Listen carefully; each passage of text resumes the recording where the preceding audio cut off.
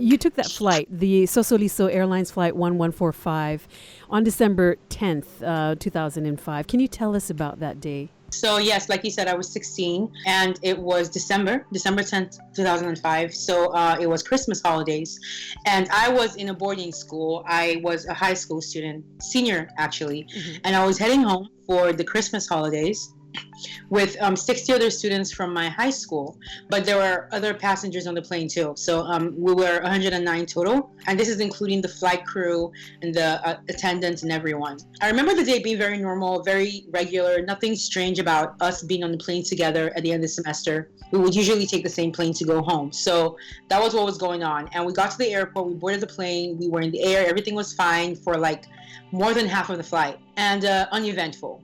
But then it was when the pilot made the announcement that we would be landing soon in the airport, that was when like things started to get kind of crazy. And it started with like the turbulence, and it was normal at first, but then it started to get really bad and people started freaking out. And I just remember sitting there like in my chair. I was in an aisle seat, and next to me was one of my closest friends. She was in the aisle seat next to mine. And I remember just looking forward and just confused. I couldn't see out the window. I was just kind of in this state of shock, because I couldn't really believe that this was happening. You know, it was like a movie was playing out like in my reality, and I couldn't merge the two together. So I was just in this state of like confusion. And I remember very vividly holding my friend's hand.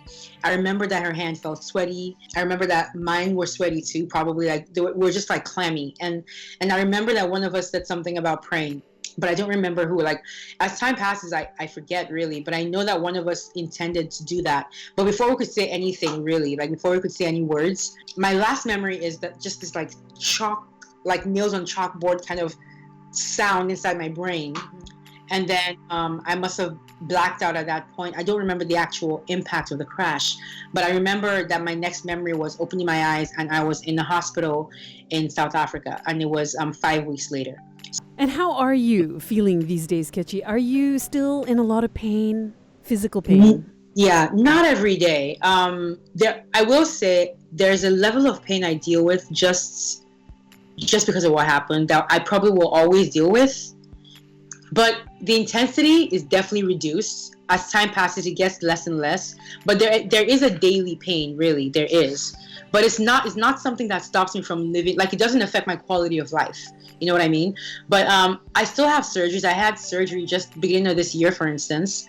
And of course, like any surgery would hurt no matter what. Like, yeah. So when I do have surgery, yeah, it's like fresh all over again. But my daily, like after I get better from the surgery and then I'm just living my life, I only have like a little bit of pain, not even enough to like take anything strong for like an Advil or something, you know, a Tylenol, but nothing intense. Yeah. But yeah, it doesn't affect my life or having fun or doing things I like to do. So now, you're an amazing singer. You're very talented, but you've also got a compelling story. What do you think was it? What do you think it was? Was it the story? Was it the singing? Was it the package? Was it you? I think it's a little bit of everything. Now, when I was in the beginning part of the competition, I really worried a lot about that because I didn't want to be there if it was for my story alone. You know, it's a talent show, you know, not about stories. And I didn't want to be in someone else's spot. You know, I really didn't want to be some pity, like, you know, person, like they move forward because of my story or whatever, you know. I just didn't want any of that if that was going to be it. So it took a lot really for me to start to believe that I actually belonged there, you know, and they did their best to make me feel that way. I know Simon definitely did, because he said as much during one of my auditions where he was like, yeah, he really feels like I've proven that, you know, I belong here for not just my story, but for my singing as well. And that actually meant a lot to me because I was really like very doubtful of myself and like what I was really here for. But for them, honestly speaking though, I think it was both. I think that they wanted me on that show because of my story, no matter what.